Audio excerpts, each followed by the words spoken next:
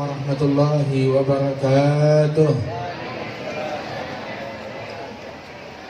Alhamdulillah wassalatu wassalam ala sayyidina Rasulillah sayyidina Muhammad bin Abdullah wa ala alihi wa sahbihi wa mawalah, ma ba'd.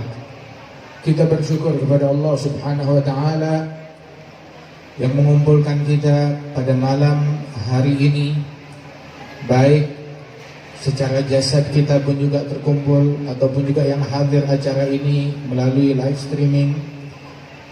Nikmat dari Allah Subhanahu wa taala kita hadir di dalam acara haul para guru-guru kita, muassis dan almarhumin dari pesantren An-Nasuha, terutama almarhum al-maghfurlah Kiai Nasuha dan segenap para muassisin, para almarhumin di pesantren An-Nasuha ini. Mudah-mudahan Allah Subhanahu wa taala mengangkat derajat mereka semuanya, dan Allah Subhanahu wa taala insyaallah memberikan keberkahan, kesehatan, afiat kepada para guru-guru kita, wabil khusus Kiai Usamah bin Mansur diberikan kesehatan, dan segenap para guru-guru, para pengurus pesantren An-Nasuha, dan juga para tokoh masyarakat yang hadir di tengah-tengah kita, Bapak Gubernur, Wakil Gubernur, Bapak Bupati,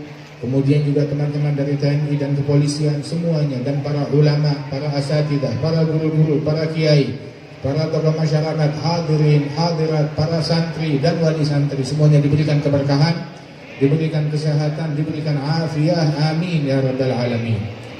Laula murabbi ma araftu rabbi. Kalau bukan jasa para pendidik, para guru, maka kita tidak akan mengenal kepada Allah Subhanahu wa taala. Namun berkat mereka kita kenal kepada Allah Subhanahu wa taala. Bahkan mereka harus kita jadikan jalan untuk kita menempuh jalan kepada Allah, untuk mengenal Allah melalui mereka para guru-guru. Sebab inna hadzal ilma din falyanzur ahadukum amman yakhudhu dinah. Ilmu ini adalah agama, maka lihat-lihat dari mana kita mengambil agama kita. Telusuri sumbernya dari mana. Jangan sampai salah guru, jangan sampai salah ngaji. Maka kalau kita salah guru, akibatnya fatal. Kekacauan, kerusuhan, provokasi, dan juga keributan terjadi. Semuanya gara-gara salah ngaji, salah guru. Salah satu penyebabnya adalah itu. Segala kekacauan, kerusuhan yang mengatasnamakan agama, semuanya penyebabnya gara-gara salah guru atau mengambil ilmu bukan dari sumbernya yang benar, alias sanadnya tidak nyambung. Sehingga as-sanad min khususiyah hadhil ummah. Sanad keilmuan merupakan keistimewaan yang Allah Ta'ala berikan kepada umat Nabi Muhammad SAW.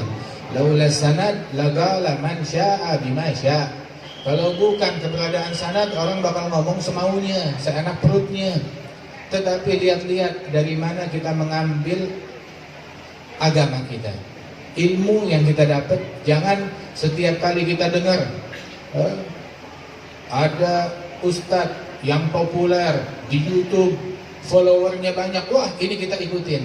Ilmu bukan ngikutin follower, nggak dilihat dari siapa followernya, siapa pengikutnya, tetapi lihat orangnya, sumbernya nyambung tidak kepada Nabi Muhammad Sallallahu Alaihi Wasallam.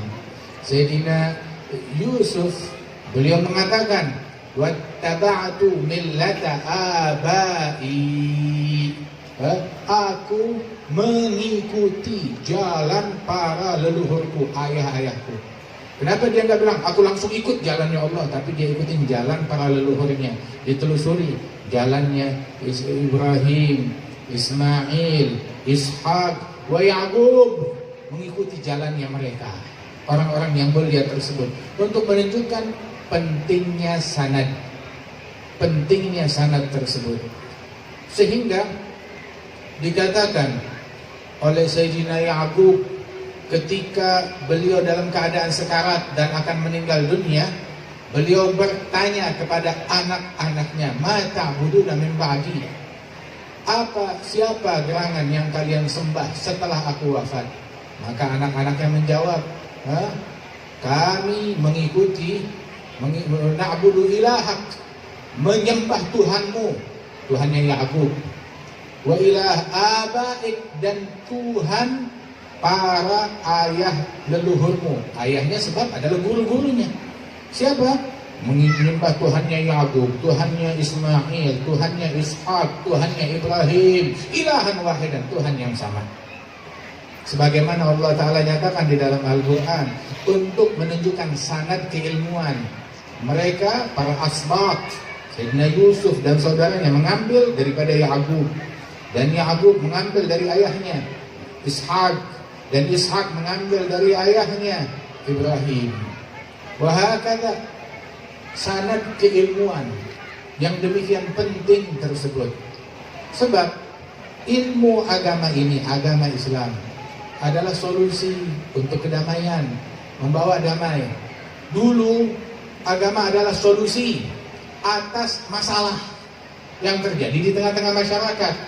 Tetapi ketika ada kecacatan di dalam sanad, ada kecacatan di dalam metode pengambilan ilmu agama tersebut, berubah agama yang harusnya solusi atas segala masalah malah membawa masalah. Berarti ada yang nggak beres. Yang nggak beres, Al-Qurannya sama, hadisnya sama, terus yang nggak beres apa? Pemahaman yang keliru daripada agama tersebut. Sebab sanad keilmuan, sanad fil nusus dalam nas-nas syariat, dan juga sanad fil faham, sanad di dalam pemahaman. Pemahamannya pun juga harus bersilsilah, nyambung ke atas. Sehingga kalau orang menafsirkan Quran semaunya, maka dia tersesat, dosa besar. Man takallama fil Quran bi ghairi ilmin falyatabawa maq'adahu minan nar. Man yatakallama fil Quran bi ra'yihi falyatabawa maq'adahu minan nar. Barang siapa yang berbicara menafsirkan Al-Quran semaunya, menurut pendapatnya, saya rasa, menurut saya, kalau nggak salah, itu maka ciri orang-orang yang salah. Bersiaplah untuk duduk di singgasana di dalam api neraka ketika dia menafsirkan Al-Quran semaunya. Tapi lihat sumbernya dari mana. Rasulullah Sallallahu Alaihi Wasallam, beliau memerintahkan kepada para sahabat-sahabat beliau untuk menyambung lisannya Nabi Muhammad dengan sanad.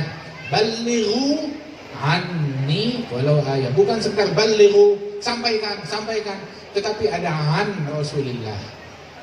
Menyampaikan dengan sanad yang menyambung kepada Rasulullah Sallallahu Alaihi Wasallam, ada an. Kemudian juga penyampaian tersebut an Rasulillah dengan penyampaian yang mewakili Nabi Muhammad. Dan cacian, makian, provokasi tidak mewakili Nabi Muhammad, tapi mewakili setan.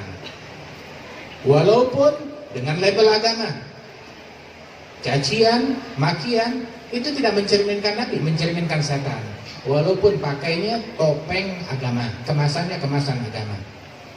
Dan Rasulullah Sallallahu Alaihi Wasallam juga menyampaikan kepada para sahabat, ala falyuballigh asyahidu minkum al-ghaibah. Hendaknya yang hadir bersama saya menyampaikan apa yang dia dengar dari saya kepada orang yang tidak hadir. Sahabat dipikulkan hammud dakwah, semangat pikiran untuk berdakwah, mengajak orang kepada kebaikan. Sehingga Allah Subhanahu wa Ta'ala bagaimana menceritakan di dalam Al-Quran, di surat Yasin yang selalu kita baca, ketika Nabi Isa ibn Maryam mengutus 2 orang untuk berdakwah di suatu kampung dan mereka didustai. Diutus lagi 1 orang menjadi 3 orang muridnya Nabi Isa berdakwah di kampung tersebut, didustai, dicaci, dimaki. Tapi lihat, ketika mereka dicaci, dimaki, mereka tidak membalas dengan cacian dan makian. Lalu inna tatayyarna bikum la illam tantahu lanarjumannakum wa la yamassannakum minna adzabun alim. Dari dulu senjatanya orang-orang primitif adalah pukulan, pentungan. Senjatanya mereka adalah cacian, makian. Kami sial gara-gara dakwahnya kalian. Kalau kalian tidak mau berhenti, kami pentung, kami bunuh, kami pukuli, kami siksa kalian. Dari dulu ya memang seperti itu senjatanya mereka. Tetapi senjatanya cacian dan makian, itu dan kekerasan bukan senjatanya pewaris Nabi Muhammad. Bukan. Dari dulu itu senjatanya mereka. Imam Abdul Wahhab Sya'rani itu di dalam kitab Tanbihul Mughtabin beliau bilang, silahul li'am gabihul kalam. Silahul li'am gabihul kalam. Senjata orang-orang hina adalah kata-kata yang kotor, kata-kata yang hina, yang mengandung cacian, makian, kebohongan, berita palsu, hoax, provokasi, fitnah, ghibah, namimah. Itu senjatanya mereka. Ucapan yang hina dijadikan alat oleh orang-orang yang hina untuk kepentingan mereka. Na'udzubillah min dzalik. Wa kullu ina'in billadzi fihi yanbahu. Setiap wadah memercikkan yang keluar dari wadah tersebut, yang dia percikkan sesuai isi wadah tersebut. Kalau isinya kotoran, yang keluar dari mulutnya juga kotoran. Tapi kalau isinya kebaikan, kesantunan, yang keluar dari dia juga kebaikan dan kesantunan. Sehingga ketika mereka dibilang akan disiksa, akan dibunuh, apa jawaban mereka? Ta'irukum ma'akum a'in dzukirtum bal antum qaumun musrifun. Justru kesialan adalah bersama kalian, bukan gara-gara kami ketika kalian melanggar syariat Allah.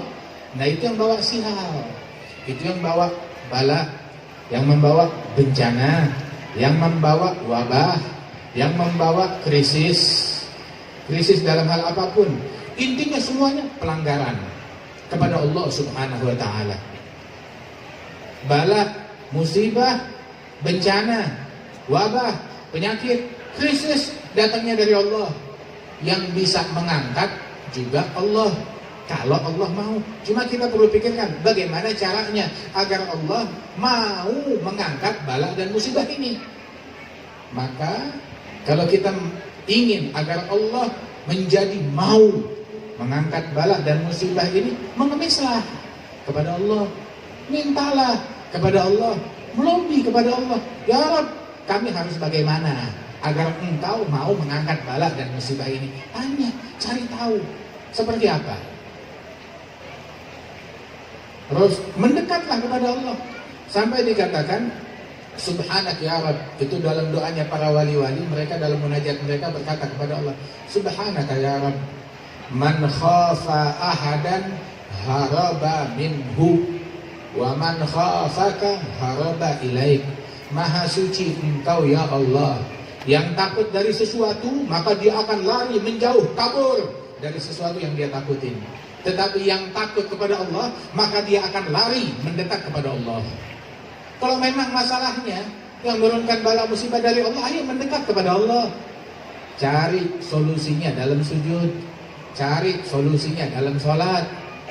Bangun hubungan dengan Allah Subhanahu wa ta'ala. Bangun hubungan dengan Allah. Dari dulu sumber bala, sumber musibah, sumber penyakit ketika seseorang meninggalkan Allah, maka dia ditinggal oleh Allah Subhanahu wa ta'ala. Kemudian kita mau bala diangkat, baliklah kembali kepada Allah Subhanahu wa ta'ala. Niscaya Allah ta'ala akan menolong kita. Dikatakan bahwasanya waja'a min aqsal madinati rajulun yas'a qala ya qaumi ittabi'ul mursalin ittabi'u man la yas'alukum ajran wa hum muhtadun. Datang orang min aqsal Madinah, dari kota, dari ujung kota, dari jauh datang ke tempat tersebut. Apa yang membuat orang datang? Dia lagi di rumahnya, di pekerjaannya, di ladangnya, dengan kesibukannya. Apa yang membuat dia datang, meninggalkan kesibukan dia, dia datang ke tengah-tengah kaumnya tersebut. Mau apa dia? Pikiran untuk merasa saya umat daripada Nabi ini. Saya ingin berkarya, berbuat sesuatu untuk Nabi ini. Dia bawa semangat dakwah, beban dakwah, fikiran dakwah kepada kaumnya. Hingga beliau pun juga dibunuh oleh kaumnya tersebut. Kemudian Allah Ta'ala berfirman, orang itu setelah dia mati, gila khulil jannah, diperintahkan Allah, masuklah ke dalam surga. Dan Allah Ta'ala menceritakan, qala ya laita qaumi ya'lamun bima ghafara li rabbi wa ja'alani minal mukramin. Andaikan kaumku di kota itu, di kampung itu, mereka mengetahui bahwasanya Allah mengampunkan aku dan menjadikan aku orang yang mulia. Lihat, itu ulama Ibn Abbas mengatakan, ini orang sebelum meninggalnya dia bawa semangat dakwah, dan setelah wafatnya orang ini pun juga dia berpikir ingin memberikan manfaat kepada kaumnya, kepada umatnya yang membunuh dia. Andaikan mereka tahu bahwasanya Allah Ta'ala ampunkan saya, menjadikan saya orang yang mulia karena saya mengikuti jalannya Nabi ini. Subhanallah. Saudara-saudara sekalian, semangat dan pikiran dakwah itulah yang ada di dalam pikiran Kiai Nasuha dan juga para ulama dan para wali-wali yang terdahulu, para wali Songo, Maulana Syarif Hidayatullah Sunan Gunung Jati, dan juga para wali-wali lainnya, Maulana Malik Ibrahim, Sunan Ampel, Maulana Ahmad Rahmatullah, Sunan Kalijaga, dan semua para wali-wali tersebut. Apa yang membuat mereka datang ke negeri ini? Semata-mata untuk mengevakuasi manusia menuju surganya Allah Subhanahu wa Ta'ala, mendekatkan manusia kepada Allah Subhanahu wa Ta'ala.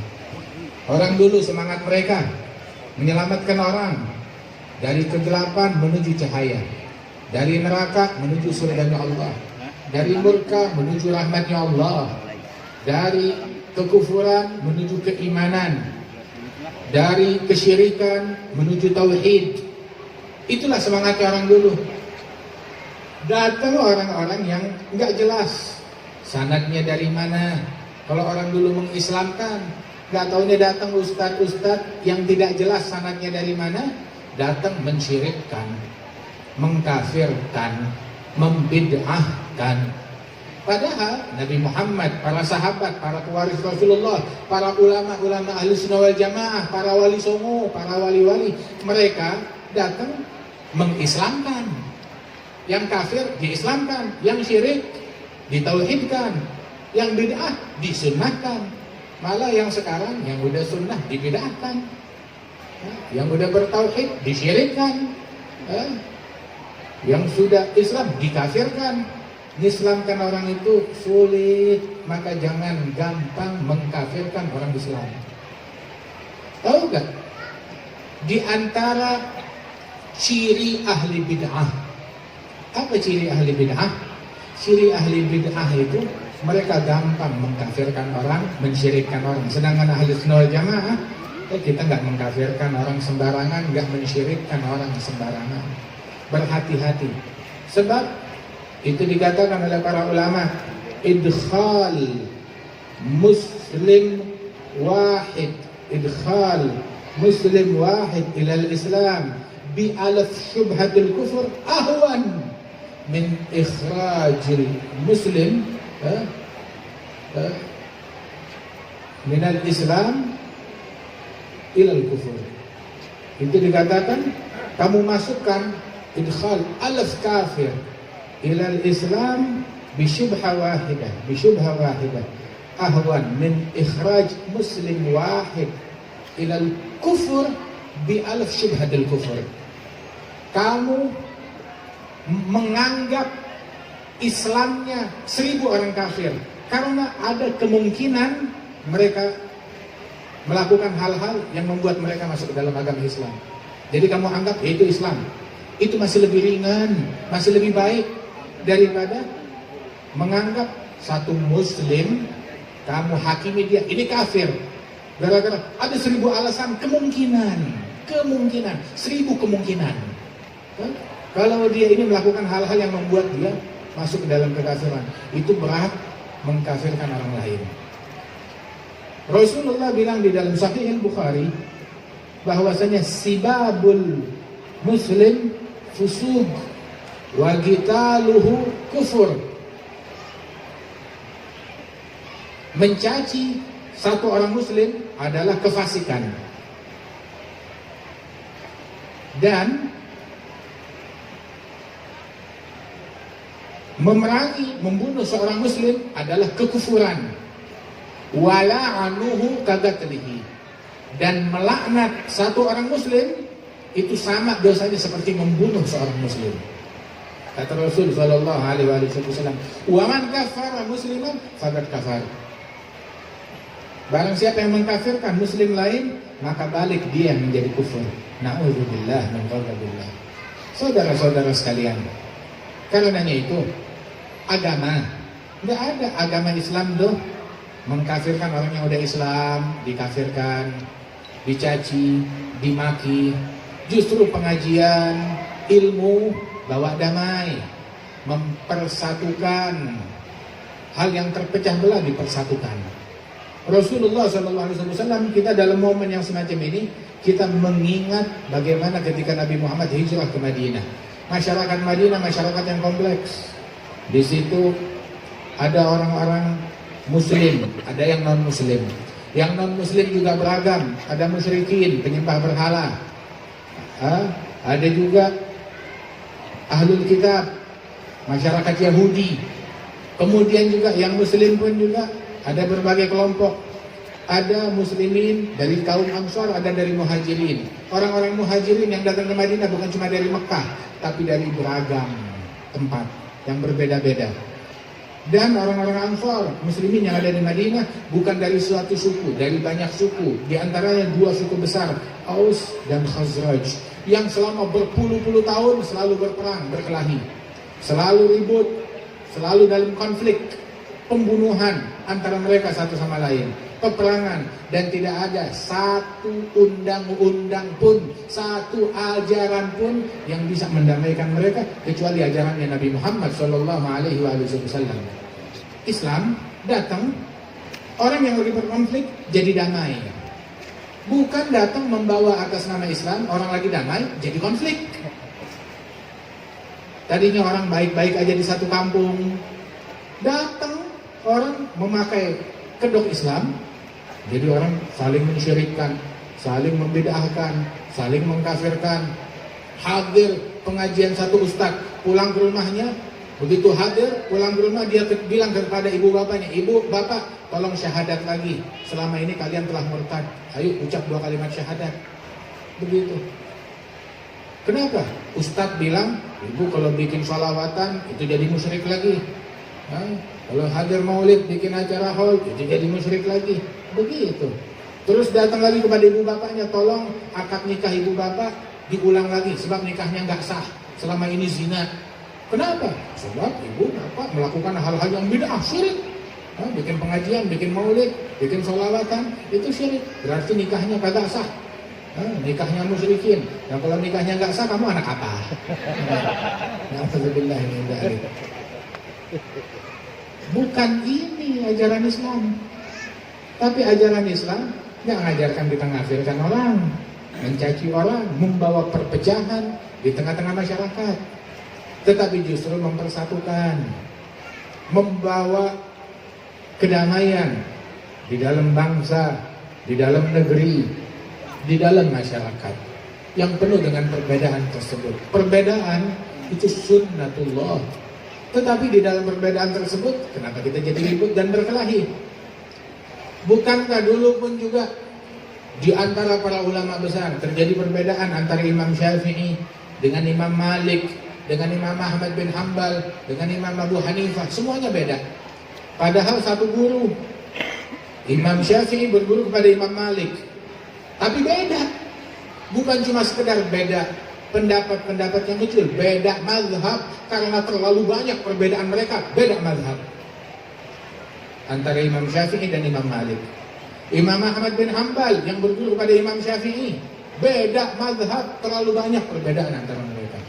Tapi satu sama lain saling memuliakan. Imam Syafi'i dapat izin untuk berfatwa adalah stempel dari Imam Malik bin Anas. Imam Syafi'i hafal Quran usia 7 tahun, usia 9 tahun hafal kitab Muwatta karya Imam Malik. Usia 15 tahun beliau dapat sertifikat dari Imam Malik untuk memberikan fatwa, untuk menjadi mujtahid.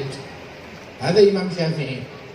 Tapi Imam Malik ketika melihat perbedaan mazhab dengan Imam Syafi'i, Imam Malik tidak berkata kepada Imam Syafi'i, "Hei, kamu beda sama saya, kamu murid murtad." Gak dibilang begitu. Padahal bedaannya mereka urusan apa? Urusan agama. Urusan agama, bukan urusan politik bedanya. Bukan urusan dunia bedanya. Urusan agama, apa yang lebih penting daripada hal ini? Tetapi memang agama ini luas. Itu sultan di zamannya Imam Malik berkata kepada Imam Malik, bilang, "Ya Imam Malik, ini kitab Muwatta akan kita perbanyak, kita sebarkan ke seluruh kesultanan muslimin, dan kita akan paksa semua orang menjalankan mazhab sesuai mazhab yang ada di dalam Muwatta, mazhabnya Imam Malik." Maka Imam Malik menolak, "Tidak. Rasulullah wafat meninggalkan banyak sahabat, dan sahabat Nabi menyebar di mana-mana. Dan di dalam sahabat itu juga nggak sama, masing-masing ada beda-beda, tapi semuanya bersumber dari Rasulullah. Terus kalau kita mau lazimkan mereka ikut dalam satu ajarannya Imam Malik, itu namanya kita menimbulkan perpecahan di masyarakat yang sudah mendapatkan ilmu melalui para sahabat Rasulullah Shallallahu Alaihi Wasallam. Padahal yang mau disebarkan ilmunya dia, mazhabnya dia bilang tidak, jangan. Masing-masing dengan kehendak mereka sendiri-sendiri. Dan Imam Syafi'i beliau bilang, "Idza dzukirul ulama," kalau disebut tentang ulama, famalik najm. Kalau kita mau sebut ulama yang demikian banyak, maka bintangnya adalah Imam Malik bin Anas, Imam Darul Hijrah. Tapi ulama yang penuh dengan adab, yang penuh dengan akhlak, yang penuh dengan kesantunan, yang penuh dengan mahabbah, cinta dan ta'zim kepada Nabi Muhammad dan sahabat dan keluarga beliau. Imam Malik, Imam Darul Hijrah, imam di kota Madinah. Itu beliau selama tinggal di Madinah, jalan di jalanan kota Madinah gak berani pakai sendal, dan tidak berani naik kendaraan di kota Madinah. Lagi musim panas, dia tetap gak mau pakai sendal. Dipaksa, dia bilang tidak. Di mana saya akan pijakkan sendal saya atau kaki keledai saya mau nginjak kakinya Nabi Muhammad, bekas tapak kaki Nabi Muhammad, atau bekas tapak kaki malaikat Jibril, atau bekas tapak kaki sahabat Rasulullah Shallallahu Alaihi Wasallam. Enggak, dia nggak mau menginjak itu dengan sendalnya. Dia jalan dengan tanpa alas kaki di kota Madinah. Ta'zim, hormat kepada Rasul Shallallahu Alaihi Wasallam. Coba kalau ada ustaz-ustaz gadungan sama sekarang, itu mengkultuskan Nabi Muhammad. Dibilangnya begitu. Ada Imam Malik, dia tidak berjalan dengan sendal, dengan alas kakinya ataupun dengan kendaraannya di kota Madinah. Bahkan beliau tidak buang air di kota Madinah. Kalau dia mau buang hajat, dia pergi keluar kota Madinah. Dia nggak mau menodai kota Madinah. Sampai sedemikian rupa ta'zimnya kepada Rasulullah Shallallahu Alaihi Wasallam. Saat beliau mengajar, ketika dia mengajarkan, haddatsani Nafi' an Abdullah bin Umar an sahib hadzal jabal, an sahib hadzal dhari' Rasulullah Shallallahu Alaihi Wasallam. Saya mendapatkan hadis, mendengar dari Nafi', gurunya, dari Abdullah bin Umar bin Khattab. Dari siapa? Dari Rasulullah. Ini orang yang depan saya nih lagi dimakamkan, Nabi Muhammad. Dia ngajar di Madinah.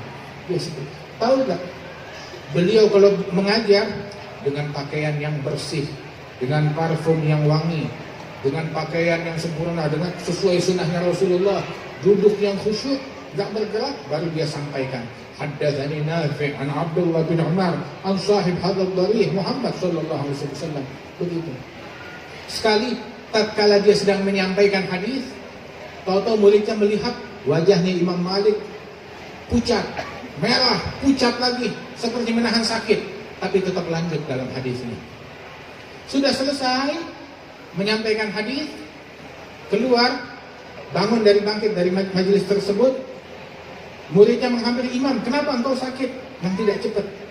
Lihat di bagian belakang saya, dibuka baju belakangnya itu, ternyata di situ ada kalajengking.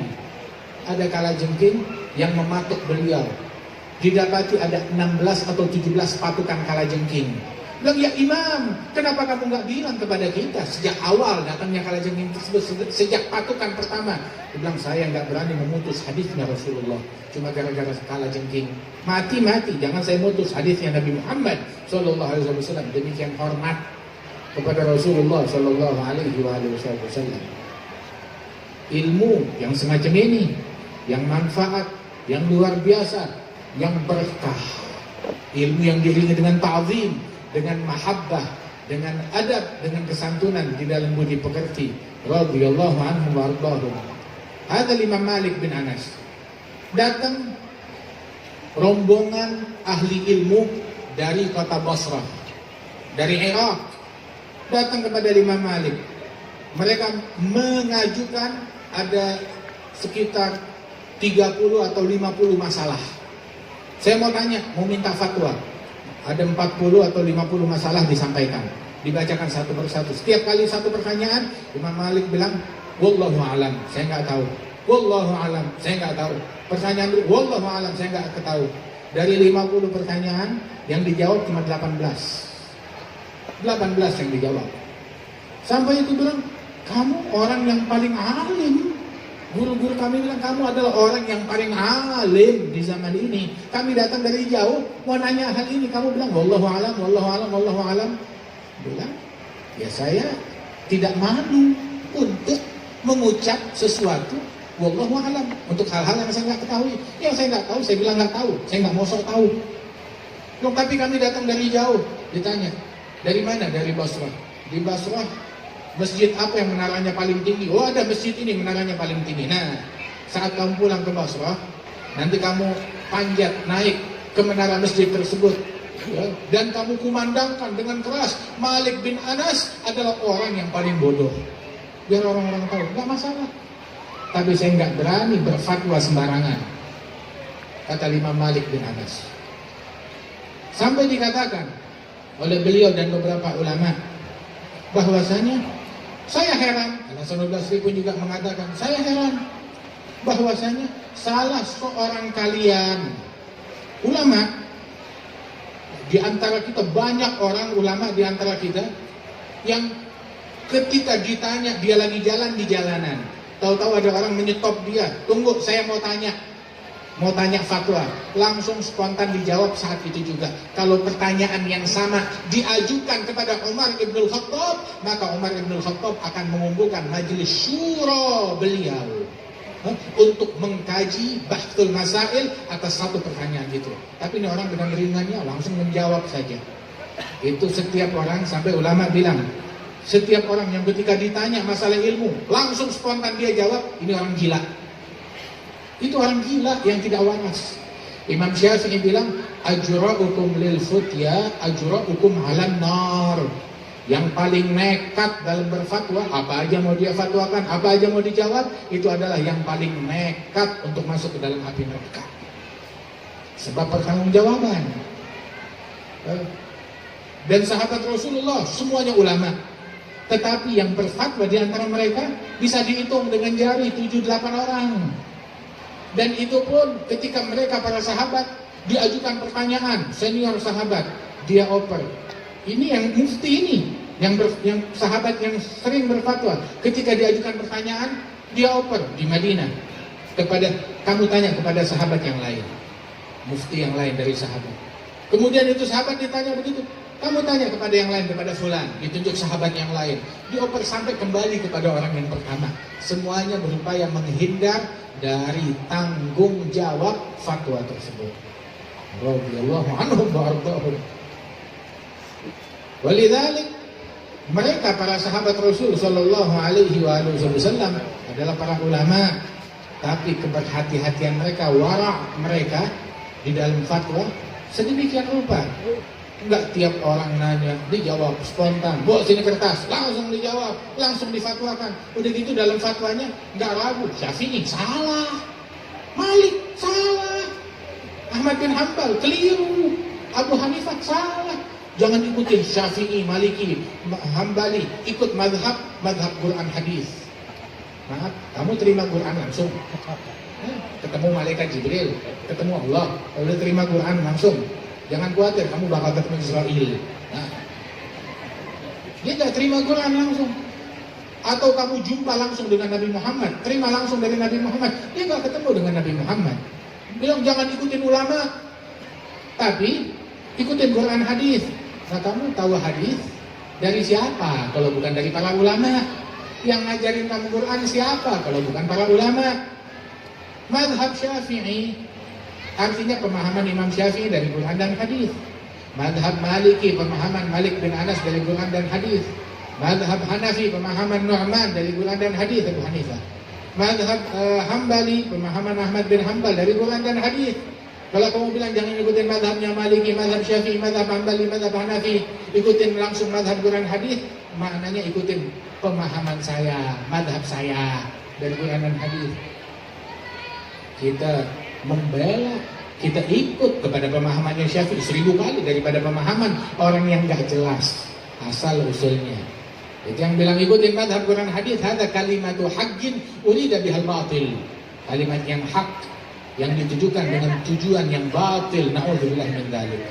Karenanya, wahai para ahlul ilm dan keturunan ahlul ilm, oh, Masya Allah, ini pesantren ini bertahun-tahun di dalam keilmuan, baitul ilm, ini rumahnya ilmu, ini markaznya ilmu, ini sumbernya ilmu, yang mana para guru-guru kita, para kiai-kiai kita, ilmunya mereka itu nyebar kemana-mana, hingga menyebar pesantren mereka di mana-mana. Ribuan orang mengambil manfaat.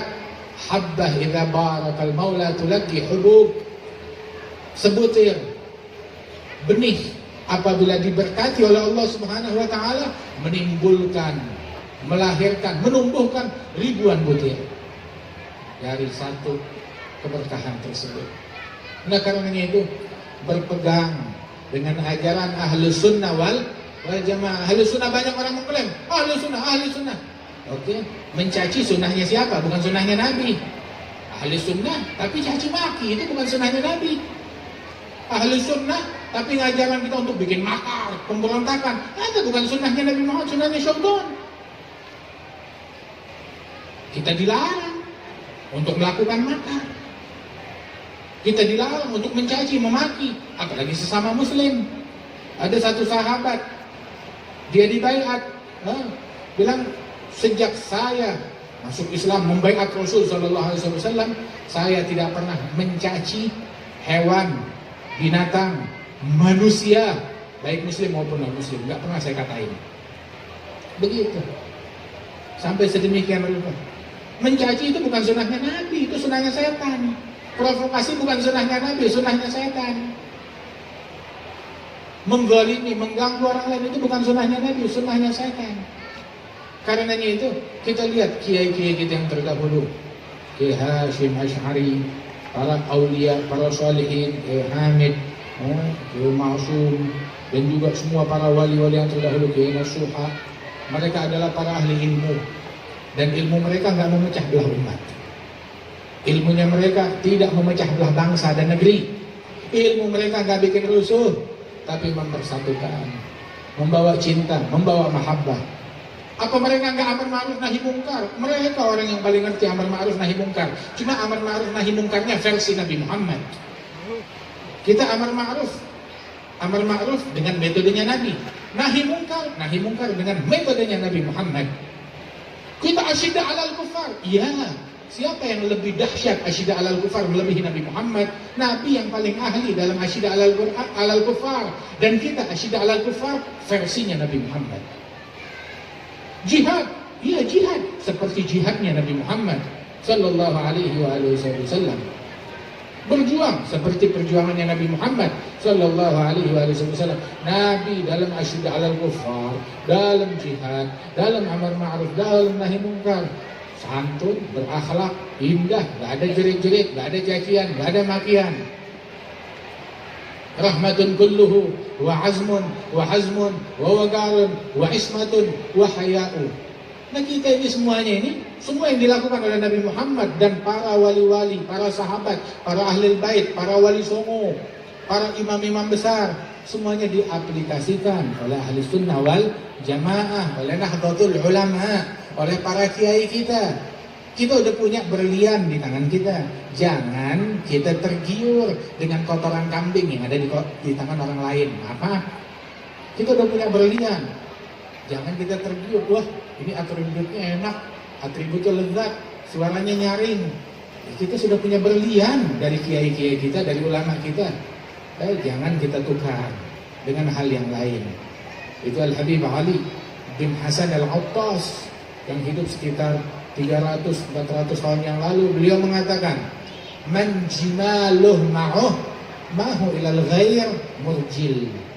Barang siapa yang dia punya ontak sendiri, dia punya onta sendiri, maka jangan dia tinggalkan ontaknya, ikut kepada orang lain, bukan naik ontak, jalan kaki, nggak pakai sendal lagi. Ini orang bodoh yang kayak begini.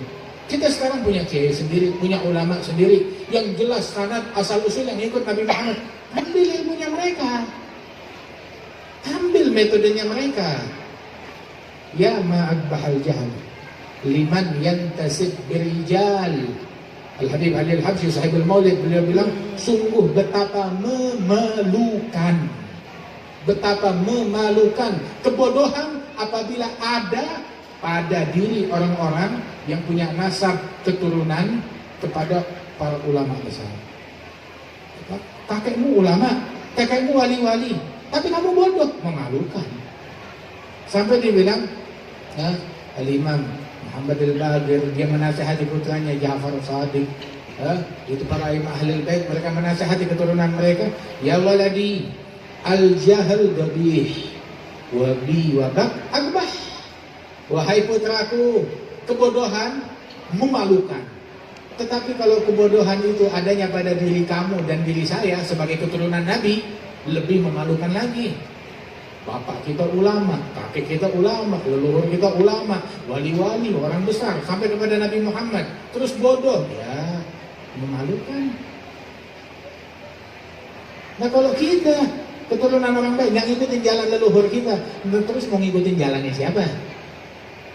Apa setiap kali, ada apa namanya, kita ambil metode dari Najd, dari sana, dari sini yang nggak jelas asal usulnya. Kita udah punya ulama sendiri, punya orang-orang besar, kita ambil, ikuti daripada metode dan cara mereka radhiyallahu anhum wa ardahum. Al-Habib Ali Al-Habsyi sampai beliau bilang, man la salak fi tariq ahli tahayyam wa fayafuru an nabi siru ala al-ittiba' khalil gadam bil gadam wa hadharul ibtida'. Barang siapa yang enggak menempuh jalan leluhurnya, dia punya leluhur orang soleh, ulama, tapi dia enggak tempuh jalannya mereka, dia bakalan bingung dan tersesat. Keturunannya Nabi, pecinta mereka, berjalanlah mengikuti jalannya mereka, mengikuti jalan leluhur kalian. Khalil gadam bil gadam, langkah kita sesuaikan, ngikut dengan langkahnya mereka. Jangan menyimpang sejengkal pun dari langkah mereka. Di mana mereka menapak, letakkan telapak kaki kita di situ, ikut.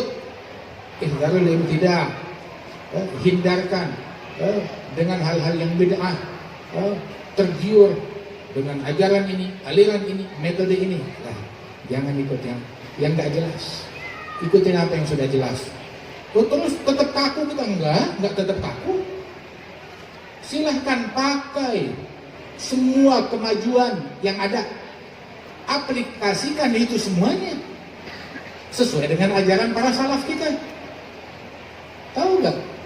Itu di Kota Tarim, di negerinya Wali Songo sana, yang mana Wali Songo ini semuanya itu adalah keturunan dari Al-Imam Abdul Malik bin Alwi Amal Faqih.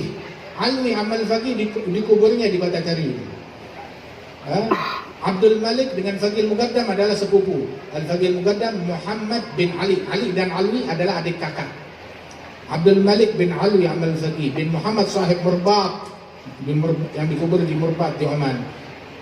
Bin Ali bin Alwi bin Ali bin Muhammad Maula Som'ah bin Ali Khala Agasan bin Muhammad sahib Murbat bin Ali bin Alwi bin Muhammad Maula Som'ah bin Alwi bin Ubaidillah bin Ahmad Al-Muhajir bin Isa bin Muhammad Al-Najib bin Ali Al-Raidhi bin Ja'far Sadiq bin Muhammad Al-Bagir bin Ali Zain Al-Abidin Ibn Al-Husain bin Ali bin Abi Talib wa ibn Fatimah Az-Zahra binti Nabi Muhammad sallallahu alaihi wasallam. Itu silsilahnya Wali Songo, nyambung sampai kepada Nabi Muhammad sallallahu alaihi wasallam. Ikutin mereka yang sudah jelas asal usulnya dan keilmuan mereka. Dalam keilmuan mereka kita lihat terbukti dakwahnya mereka ini di Indonesia sukses. Nggak bikin musuh di Indonesia ini. Kalau dibilang bahwasanya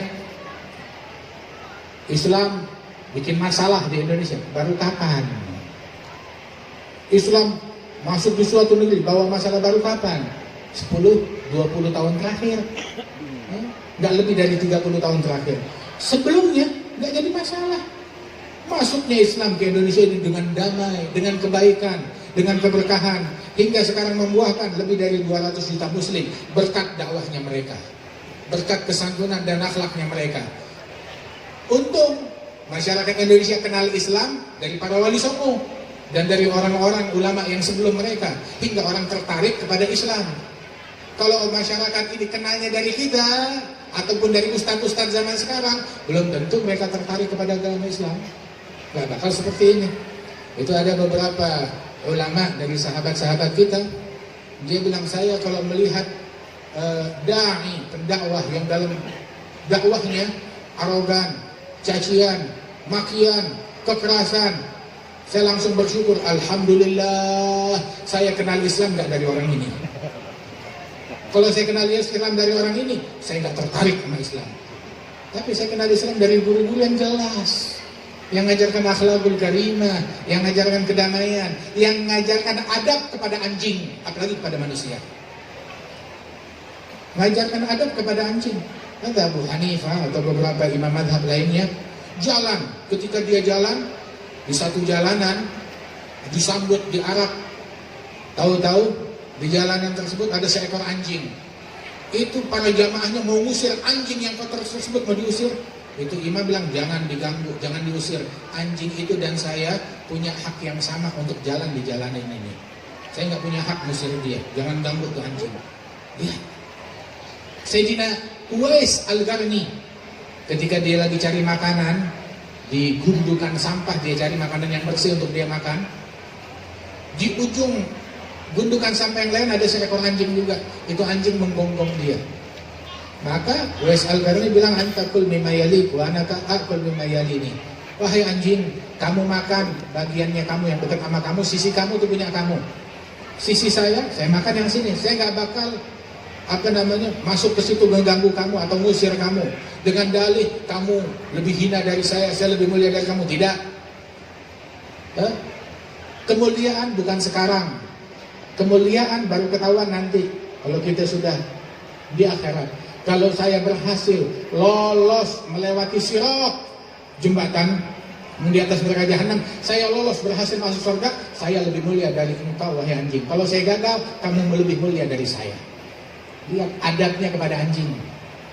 Belajar dari siapa? Adab dari siapa? Nabi Muhammad yang ajarkan. Nabi waktu Fatah Makkah, setelah hijrah dalam keadaan terusir dan akan dibunuh, balik ke Makkah dengan tentara, dengan pasukan. Ketika Rasulullah SAW bersama pasukan yang masuk ke Makkah, Nabi masuk bukan dengan membusungkan dada, bukan dengan nongak ke atas kepalanya, bukan dengan sombong dan takabur, tapi dengan nunduk hingga janggutnya itu hampir-hampir bersentuhan dengan hewan tunggangan yang beliau tunggangi. Saking nunduk tawaduknya dengan khusyuk. Kemudian ketika pasukan sahabat lewat bersama Rasulullah baru masuk, Rasulullah melihat ada seekor anjing di pinggiran jalan kota Mekah. Anjing betina yang lagi menyusui anak-anaknya yang baru lahir di pinggir jalan. Dan kelihatan anjing itu gusar. Dan anak-anaknya berapa ekor lagi menyusu. Maka Nabi stop. Dipanggil satu sahabat, sini. Berdiri dekat anjing betina yang lagi menyusui itu. Berdiri di situ. Halau pasukan agar jangan terlalu mendekat sehingga membuat anjing itu gusar. Jagain itu anjing. Jangan sampai anjing itu merasa terganggu. Ditugaskan satu sahabat besar. Tahu gak, wali yang paling tinggi derajatnya tidak bisa menyamai derajat sahabat yang paling rendah. Ditugaskan sahabat tersebut untuk jaga anjing, jangan sampai dia merasa terganggu. Makanya kalau ada muslim mengganggu binatang, apalagi mengganggu manusia lain, ini ngikutin siapa? Ngikutin siapa? Tapi dia teriak Allahu Akbar. Kalimat Allahu Akbar benar, tapi tujuannya adalah nafsunya akbar, syaitannya akbar, hingga dia melakukan kejahatan tersebut dengan melecehkan Allahu Akbar. Na'udzubillah min dzalik. Rasul sallallahu alaihi wasallam sampai sedemikian rupa, enggak mau ganggu hatta binatang, apalagi manusia, apalagi sesama muslim. Kita dilarang mencaci, memaki, membawa perpecahan. Rasulullah sallallahu alaihi wasallam sampai beliau menyebutkan di antara cirinya orang munafik, idza khasama fajara. Kalau mereka berbeda, kalau mereka ada perbedaan pendapat, ada perselisihan antara mereka, satu orang hidup berselisih wajar. Tetapi kalau munafik, kalau dia sudah berselisih, fajara, dia nggak ragu untuk melakukan perbuatan dosa. Udah berselisih, nggak sepakat dengan satu orang, ya udah, dustai, tipu, khianati, provokasi masyarakat terhadap orang tersebut, caci, maki, begitu, zalimi dan ganggu. Itu cirinya orang munafik. Kita diajarkan bahkan dalam perbedaan urusan madhab yang merupakan itu agama, untuk meluaskan hatinya kita. Wa Syafi'i wa Malikun Nu'manu wa Ahmad bin Hanbal Sufyanu wa ghairuhum min sa'iril a'immah 'alal huda wal ikhtilafu rahmah. Para imam-imam besar tersebut, Syafi'i, Malikun Nu'man, wa Ahmad bin Hanbal, Sufyan ats-Tsauri, wa ghairuhum, dan para ulama-ulama lainnya dari sekalian para imam, semuanya menempuh jalan hidayah, semuanya benar. Perbedaan yang terjadi antara mereka adalah rahmat dari Allah Jalla Jalaluhu wa Ta'ala Ta'zamatuh. Di antara hikmah perbedaan madhab tersebut, sunnahnya Rasulullah banyak. Dengan adanya banyak madhab yang berbeda-beda, semua sunnah diaplikasikan oleh semua masyarakat. Di dalam sunnahnya Rasulullah dan ajarannya Rasul sallallahu alaihi wasallam. Hadal hikmah. Apabila kita diajarkan untuk melapangkan, meluaskan hati dalam hal tersebut, bahkan dalam mazhab Syafi'i ada berapa banyak pendapat. Imam Syafi'i sendiri ada mazhab beliau ada mazhab qadim, ada mazhab jadid. Mazhab qadim sebelum hijrahnya beliau ke Mesir, mazhab jadid setelah beliau pindah ke Mesir. Dan beliau rubah mazhabnya beliau, sehingga kita sekarang ini dari ulama Syafi'iyah, kita memuktamadkan dari pendapat mazhab Syafi'i yang qadim ada sekitar 17 atau 18 permasalahan. Yang muktamad indana lebih mengutamakan mazhab yang qadim, lainnya mazhab jadid lebih rajih daripada yang lain, kecuali 18 masalah ini. Dari murid-muridnya Imam Syafi'i ada perbedaan satu sama lain, tapi semuanya saling menghargai. Dan di antara murid Imam Syafi'i yang paling beda, Ahmad bin Hanbal, Buaiti dan lain-lainnya, semuanya terjadi perbedaan. Kemudian di antara ulama Syafi'iyah, perbedaan besar antara Imam Nawawi dan Imam Rafi'i.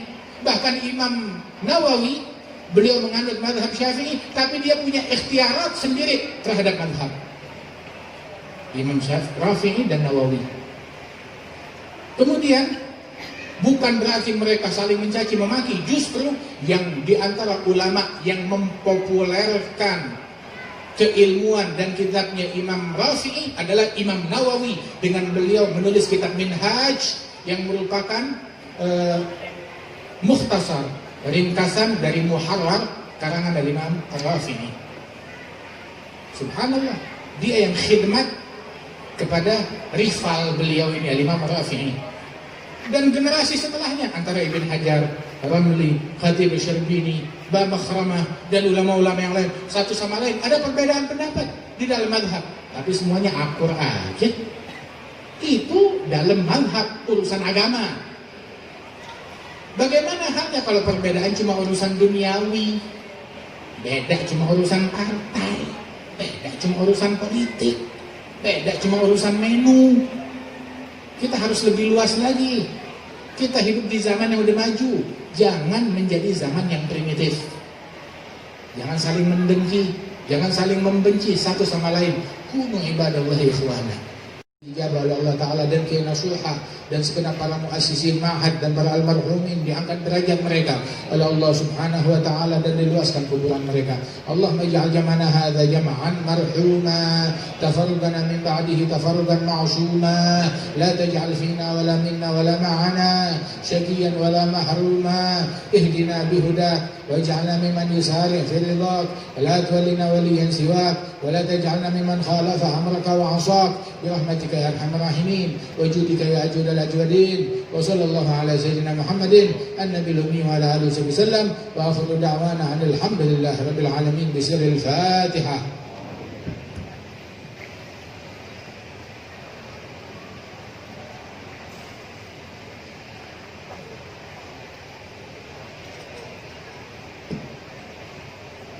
ربنا تقبل منا انك انت السميع العليم، تب علينا انك انت التواب الرحيم، تقبل دعوات، اجل بالاجابات، وفقنا الاعمال بعباده الصالحات، وارزقنا حسن الخاتمه عند الممات بجاه سيد السادات والقاده القادات برحمتك يا ارحم الراحمين.